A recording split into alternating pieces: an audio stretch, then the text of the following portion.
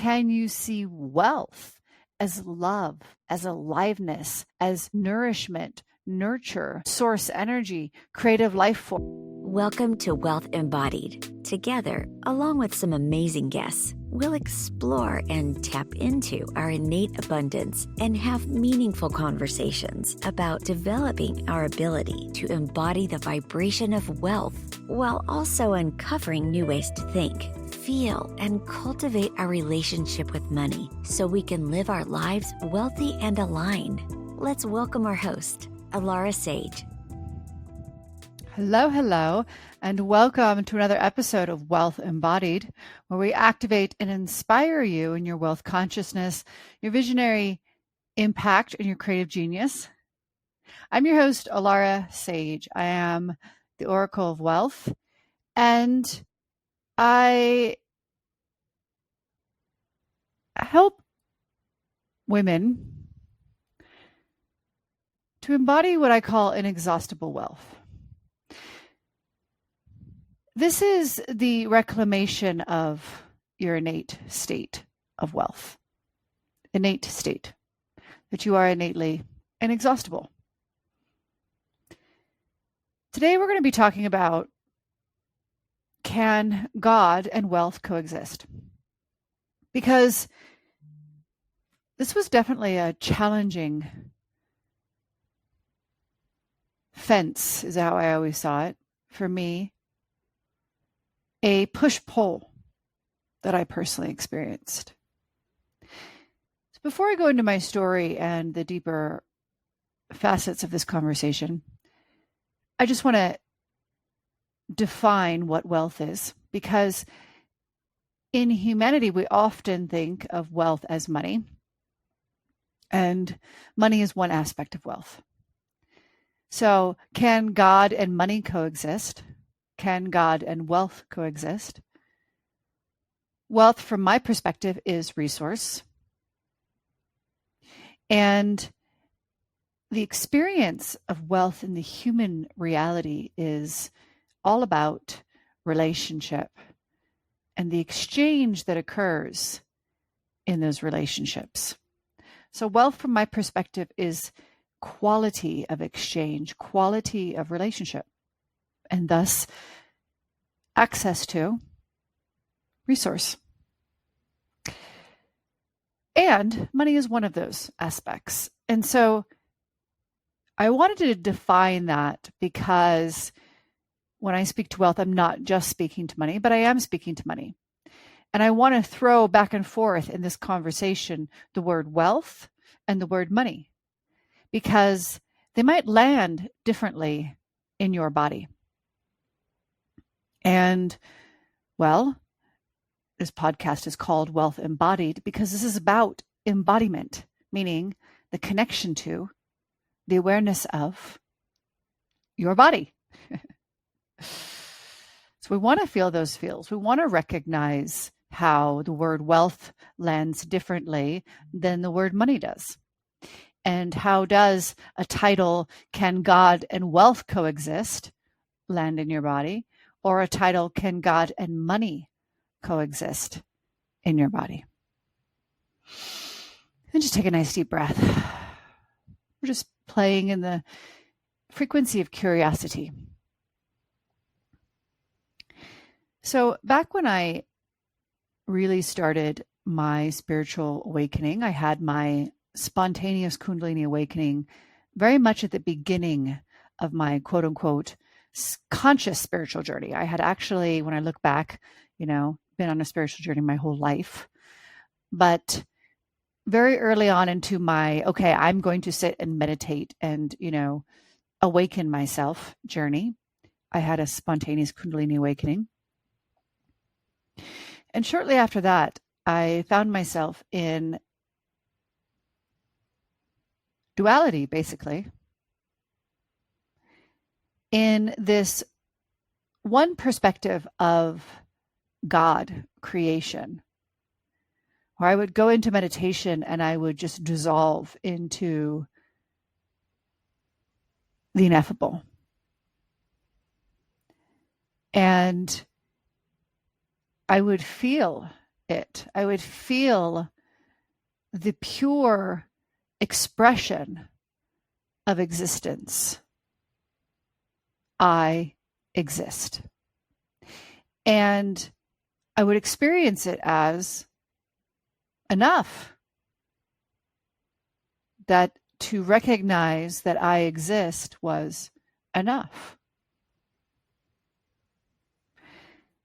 And then I had a business.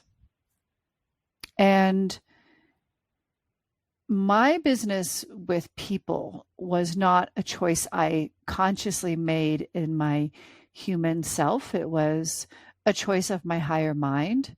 I was working with animals, and I was directed to start working with people. So my business wasn't coming from some place of like, I want to be this big star or anything like that. It was really coming from, I wanted to work with the animals, and then I was sideswiped into working with people. And that sounds a little bit as if I don't appreciate it, but I do. And I've come to deeply love working with people. But I say that because I didn't enter business going, okay, I'm going to be this, spiritual guru, and I'm going to make all this money, and I'm going to be successful. And yet, when I entered the realm of business and entrepreneurship, I could feel the potentiality there. This was my third business. I had a business working with animals, and many years ago, I had a baking business, a healthy baking business. And this was the first one that I really felt like, wow, there's no limits. So when I am helping people connect to their limitlessness, I myself will be expanding my own limit. And, that's very beautiful, very profound to journey in this space of entrepreneurship as being able to expand our own limits and simultaneously help others expand theirs. And there was also a reality that came with all of this. At this point, I had gone through a divorce, and I was a single mother. And so my business needed to pay the bills. So I found myself at this crux, I'll call it. I used to be a rock climber.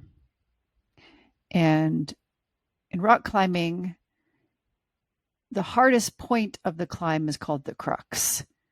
If that's right at the top or if that's, in the middle, it doesn't matter. It's just the point that requires the most skill to get past. And this has been my crux of life, literally. And I've spoken about this before. I would have one side pulling me into, I am all that I ever need. I am pure love. I am isness, beingness, creation. And then this other side pulling me into, I want to create and experience wealth. I want to create and experience luxury because I know that is possible for me. And that desire was not coming from my ego. I'm not arrogantly stating or naively stating that my ego wasn't involved, because it was. But the essence of the desire for wealth is actually very much who I am in this reality. It's my destiny, so to speak. And it was coming from within. And, this entire conversation of can God and money coexist? Because at this time in 2018, there was a lot of conversation. This is before the online boom of mentors and coaches. And there was a lot of conversation of like, you shouldn't charge for spiritual teachings. That's wrong. And I didn't have a level of conviction in all of this yet. And so I questioned myself, is it wrong to charge to help others realize themselves as creators? Is it wrong to charge a lot of money? Is it wrong to charge money at all? Is it wrong to become wealthy through that modality or industry. And the question arises right now, if I didn't have any bills to pay, would I just have given my work away for free? And I'll answer that question with yes. But not because I believed that that's what needed to happen.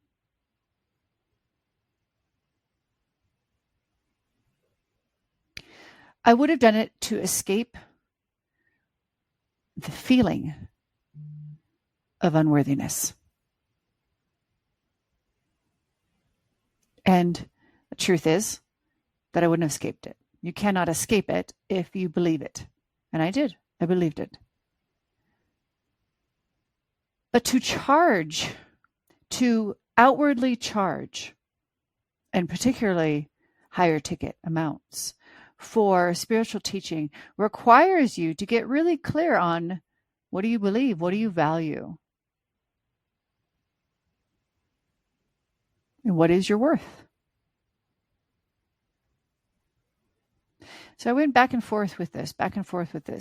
My true heart's desire of creating wealth would arise, and I would think, okay, I can do this. Like this is just another thing to create, like everything else I've created in my life very successfully. And then my unworthiness would come in, and my unworthiness would tell me that that's shameful, that it's shameful to charge money for spiritual teachings. And I would step back and I would give away and overgive and back and forth, back and forth, back and forth. And as I've mentioned before, I had multiple six figures in the bank account, 6-figure business, and then all of it was dissolved. My money was stolen. My business collapsed. And it's the greatest teaching of my whole life. And that happened in 2021, and I'm still wrapping up those lessons. Pretty much wrapped up, but I'm not going to make that claim. I've learned better. And in those moments where I had nothing, right? In those moments where I actually was in debt, I was taken straight to the shame. Shame, I've spoken about before, is diabolical. It's the closest emotion to death. When you are in the frequency of shame, or when shame exists in your subconscious mind, when you have perceptions that you are shameful, even if you're not feeling it, which is a large quantity of the population, by the way, because shame is so painful that we tend to numb it out and we disassociate. We disassociate from it so that we don't have to feel that it's diabolical. The shame around money, the shame around wealth. And the Great Mother took me into it, and she showed me the shame I held around money, the shame I held around sex, the shame I held around power, and stripped me of all of it. And I know I've told this story 100 times, but I bring it into this space because I really went to the depths of my own being. And I really went there from a true desire to understand in my heart, can God and wealth coexist? And what I was taught by the Great Mother and what I ended up embodying is that, of course, it's not separate, because this is so hard for humanity to accept. Nothing exists outside of God. Now, it doesn't make, all actions loving. There are plenty of actions, as we all know, that are deeply painful and hurtful and all the things. So not all of our actions as humans and as beings serve love. They don't all serve source, creation, God. They're often selfish. And true selfishness, not love of self first and foremost, which is a misunderstanding there. But wealth and money do not exist outside of creation. And you have the choice. You can experience wealth literally as greed and as the devil and as something that doesn't exist with God. And you create a lot of suffering for yourself because we live in a world where money is very much a part of our reality. And now every time you are engaging, you are exchanging with money, you are shaming yourself, whether that's conscious or subconscious. And you're subconsciously pushing it out of your space and you're subconsciously denying it. And that is all through a choice of perception, how you are choosing to perceive money, which is rooted in shame. We perceive money as greedy, evil, wrong, the root of hell, because we feel shame around it. But money itself, and I've had several conversations with money, and I've had a lot of conversations, more than I could ever count, with the Great Mother about money. It's not evil. And in fact, it was not even created to do harm. It's not even created to do harm. That was not why it was created. Instead, like a gun. I'm not saying guns are good or bad or anything. But a gun was created to inflict pain. Money was not. That was not the original reason for creating money. The original reason was creating for money was for exchange of resource, was for wealth, the experience of wealth, period. Now, humans have, in our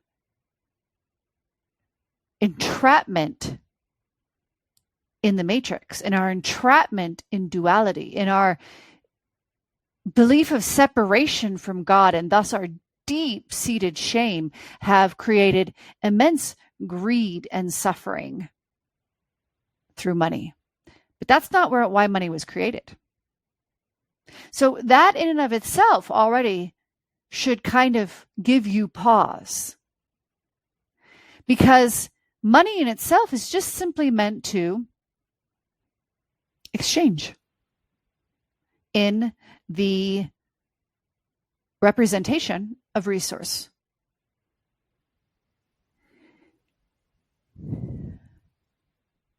So you have the option. Do you receive money as love, or do you receive it as a necessary evil? Do you give money as love, or do you give money as a necessary evil? I, for one, do not desire to be circulating the frequency of necessary evil, the frequency of greed, the frequency of it comes from Satan, the frequency of shame. No, thank you. I do not want to circulate those frequencies. And I don't actually believe that anybody does. They just don't understand wealth, circulation, creation.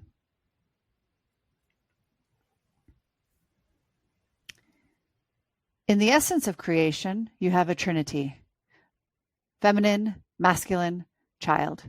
The feminine is the receiving, the masculine is the doing or giving, and the child is the being. This is 100% the expression, the fundamental expression of flow. You receive flow, you are flow, you give flow. You create from flow. Wealth. You receive money, you give money, spend money, you hold, invest money. Love. You receive love, you are love, you give love. And everything else that we exchange. Fundamental energy. Energy. Creative life force energy. Creative life force. The literal energy of creation. Energy of creation. So, can God and money coexist in harmony, in love, in co-collaboration? Absolutely.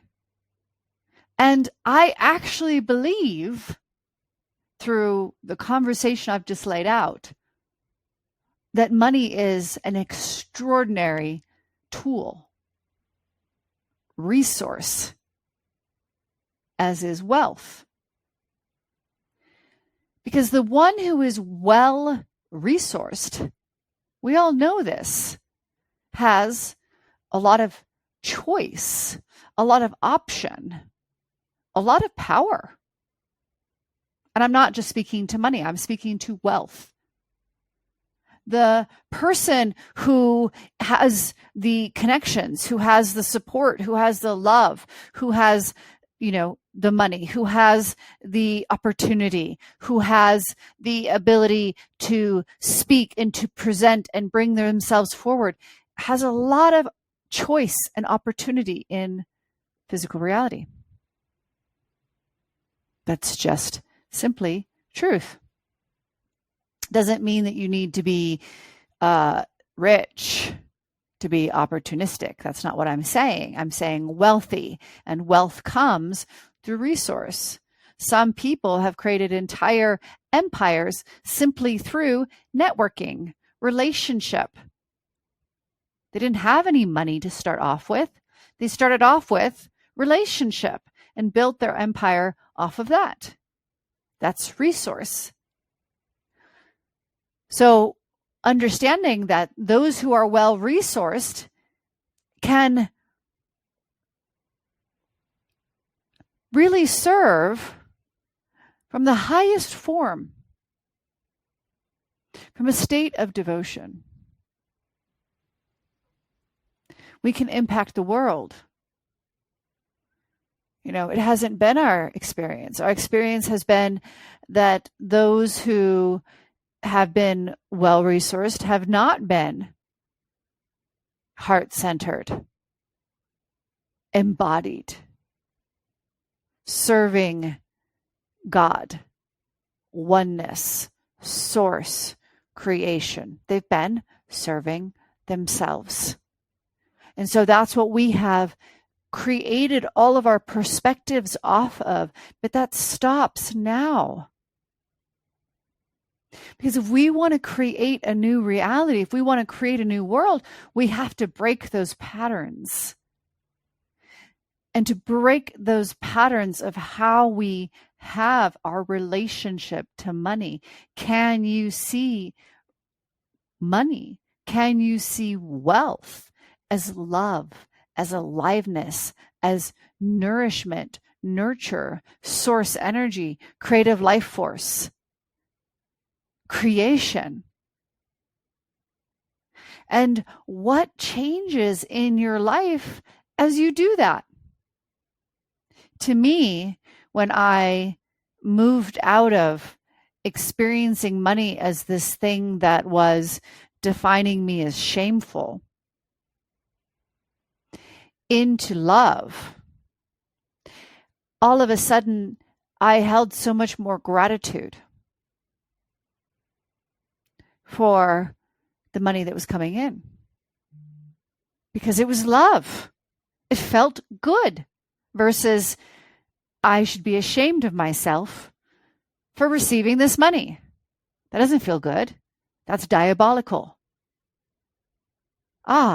This is so nourishing, anabolical, life giving.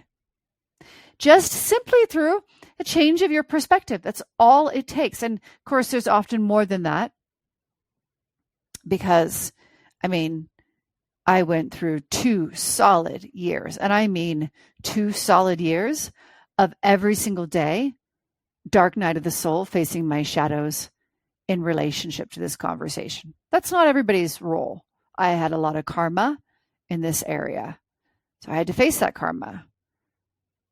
But I'm just saying, we have to get to the root, like the wart, you can't just slice off the top of the wart. You have to get down to the root of it, where the shame exists in your body, in your subconscious mind, and in your ancestral lineages. Shame that's given to you that you don't even know you carry, and that tell you that you're unworthy of God's love.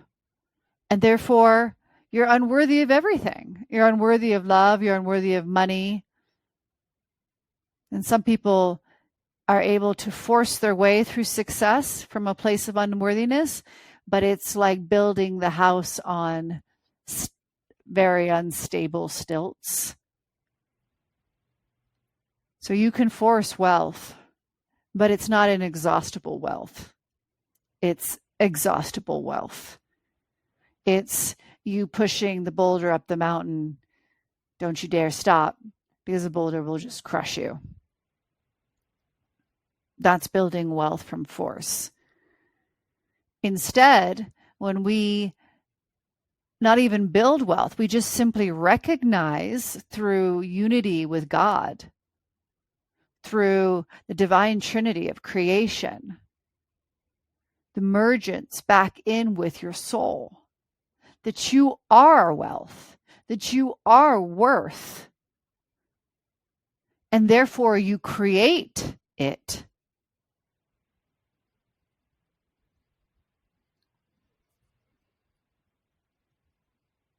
That can't be taken from you, because there's nothing to take.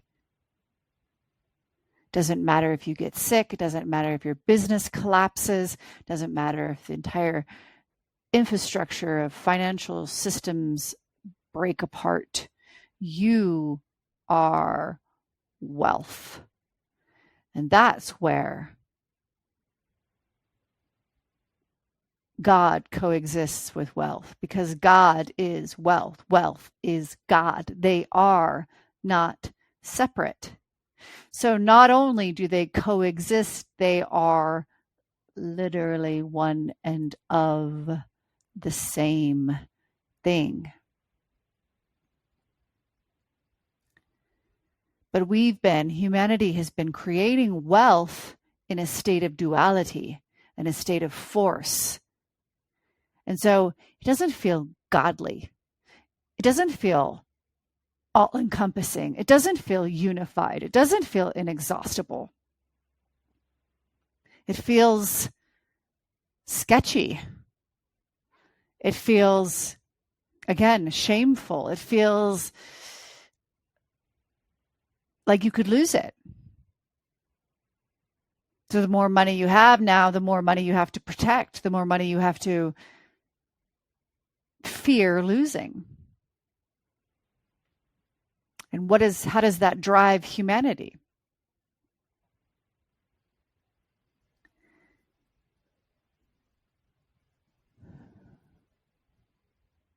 So absolutely can coexist. And like I said, it actually is the same thing. And this is deep work. This is really deep work. And this is what I stand for. And whatever part of this conversation you can receive is delicious.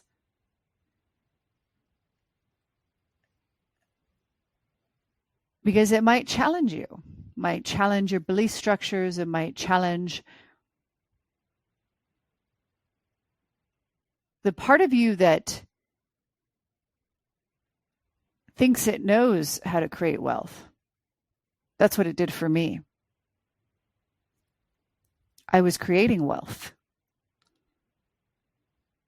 So before, I probably would have listened to this type of conversation and kind of shrugged my shoulders and been like, yeah, that's true. So what? Because I would have been protecting the part of me that says, that sounds great. But I know in life that you actually have to hustle, that life is really hard. There's no rest for the wicked. You have to push the boulder up the frickin' hill. That's what I know to be true. And that part of me wouldn't have let me receive what this conversation really stands for. So do you have a protector within you that perhaps is agreeing to what I'm saying or not even agreeing? Maybe it's just full right, that's wrong, and that's okay. But does that protector still serve you? What is your relationship with wealth? What is your relationship to God, source, creation? Do you actually deeply believe, without a smidgen of doubt, that you are innately worthy of everything that you desire? Everything that you desire. Relationship, love, intimacy, communion, wealth, money, success. Or is there a little part of you that just feels like there's a snag? Not really believing it. The part of you that still believes that you have to perform, you have to do in order to get. That worthiness and value come from action. Well, sure, you're worthy as long as you do. And as long as that doing is at a certain level of performance, then you're worthy. But that's not innate worthiness. Innate worthiness has nothing to do with doing. It has nothing to do with receiving. Innate worthiness is being. It's the child, and it exists no matter what the experience of your humanness in this life is.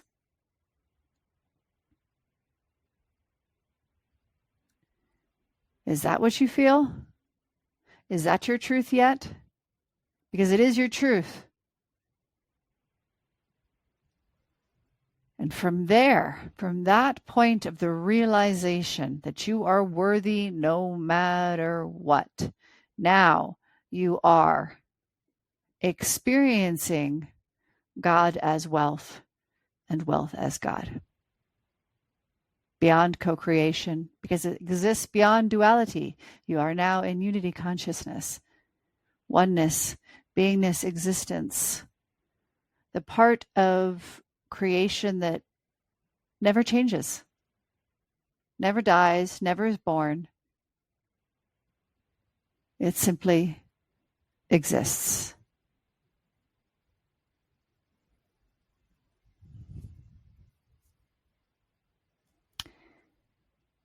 And this is something I can help you with. If you are triggered here, if you hear this and you recognize where you are falling short in these beliefs, because your life doesn't lie. Reality is a mirror, and it is a crystal clear mirror, and we can try to don on the costumes, and we can try not to look in the mirror, and we can try to pretend all we want. But the mirror will always reflect what we actually believe.